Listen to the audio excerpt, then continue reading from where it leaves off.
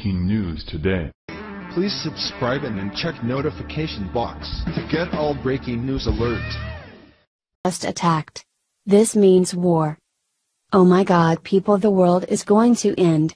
The soon-to-be Princess of Snowflakes has been offended. Princess Michael of Kent, who is known as Princess Pushy for her snooty mannerisms and who is Queen Elizabeth's first cousin, had some explaining to do after she showed up wearing a brooch on her lapel which many are calling racist. And to think this all happened at a party which Prince Harry's future wife Meghan Markle was in attendance. How dare she? The Christmas lunch, which was hosted by the Queen on Wednesday and of course paid for by the tax paid by the British people, was the first major event for Markle, who is part African American, to meet and greet with the extended royal family.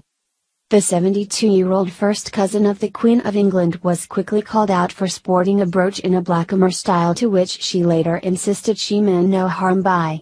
The brooch is a blackamoor art and jewelry which is said to romanticize slavery and is considered racially insensitive by today's standards of upsetting delicate snowflakes. The brooch worn by the princess featured a black figure donning a gold headdress and robe.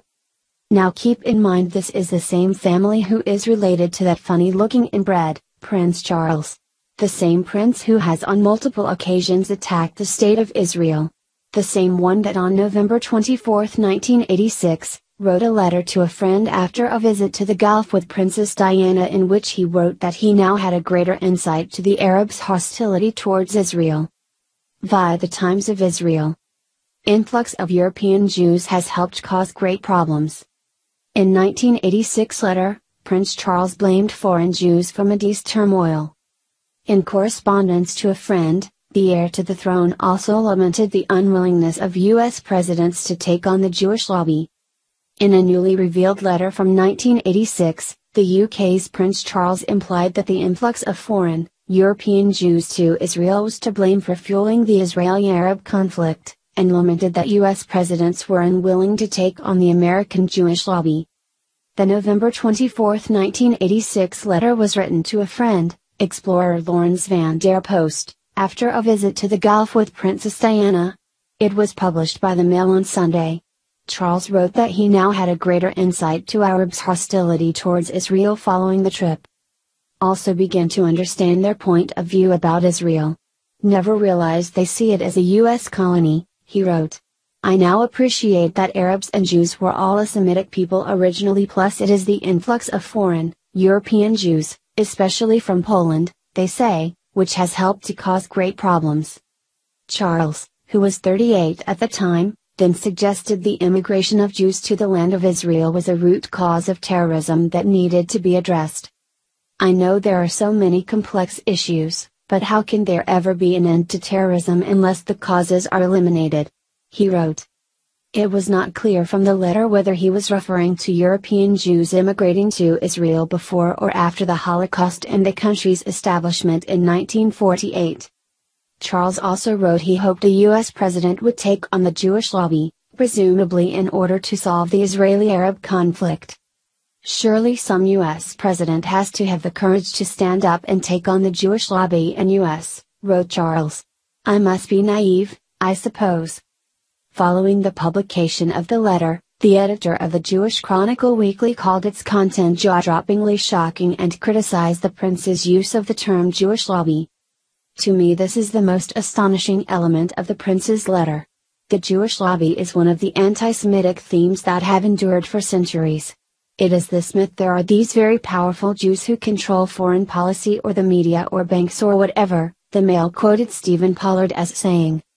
Pollard also said the views in the letter expressed by Charles were the absolute classic Arab explanation of the problems in the Middle East.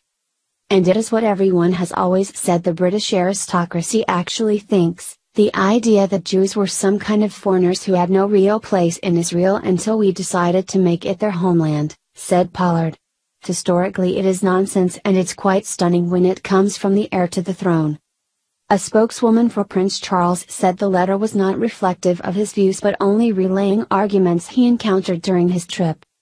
He was sharing the arguments in private correspondence with a long-standing friend in an attempt to improve his understanding of what he has always recognized as a deeply complex issue to which he was coming early on in his own analysis in 1986, the spokeswoman said.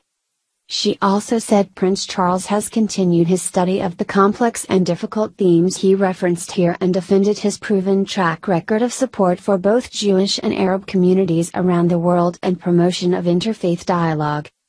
President Reuven Rivlin in March publicly extended an invitation to Prince Charles to visit Israel during the centennial year of the 1917 signing of the Balfour Declaration, although UK media reports said the prince would not visit the Jewish state in 2017. Though never officially confirmed by London or Jerusalem, a senior British Jewish community leader told the Times of Israel last November that plans were underway for a member of the royal family to visit Israel for the first time. According to the Sun tabloid, the Royal Visits Committee, the branch of the Foreign Office that coordinates trips on behalf of the royal family, nixed the visit in an apparent effort to avoid upsetting Arab nations in the region who regularly host UK royals. No British royal has ever made an official visit to Israel. The report said Rivlin's invitation never reached the office of Prince Charles. While royals have visited Israel in the past, no representative of the British monarchy has ever come to the country on an official royal tour. Prince Charles's attendance at Shimon Peres's funeral last year and the funeral of slain Prime Minister Yitzhak Rabin in 1994 did not include diplomatic meetings and are not considered official royal visits. Nor was a brief 1994 visit by his father, Prince Philip, the Duke of Edinburgh, to attend a ceremony commemorating his mother, Alice of Battenberg, who is buried on Jerusalem's Mount of Olives. Despite numerous invitations over the years, no UK government has approved such a visit to Israel since the end of the British Mandate and the establishment of the state in 1948. Israeli officials have bristled at royals' unwillingness to come to the Jewish state, while they appear to have no qualms about visiting authoritarian states like Saudi Arabia and Qatar. Times of Israel staff contributed to this report. Hay and bread, the Jews aren't the ones who are attacking people in London on a daily basis. But we know the drill, people need to watch their every step around minorities, but in the case of the Jews, that's okay. The hate can flourish all at once. Please share if you agree the snowflake culture needs to end.